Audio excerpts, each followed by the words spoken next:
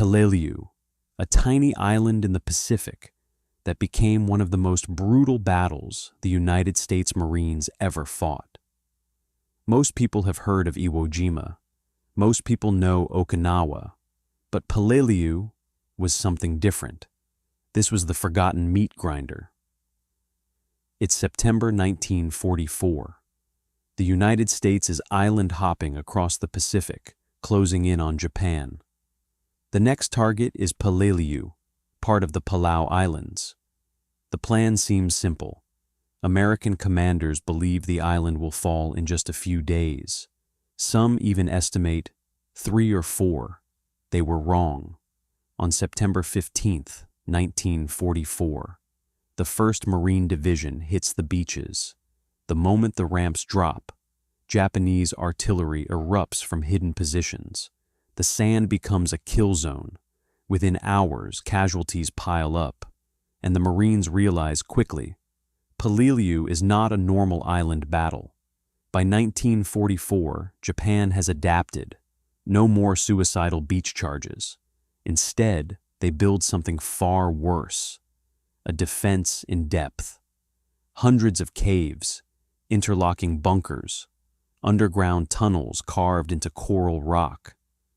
The Japanese aren't trying to stop the Marines at the shoreline. They're trying to bleed them dry, inch by inch. The heart of the nightmare is a jagged coral ridge called Umurbrogol, soon known as Bloody Nose Ridge. It becomes one of the most savage battlegrounds in Marine Corps history. The heat is unbearable, over 100 degrees.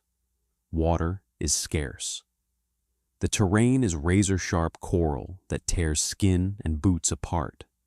And every time Marines take a position, Japanese soldiers emerge from another hidden cave to fire again. Fighting here isn't about lines on a map.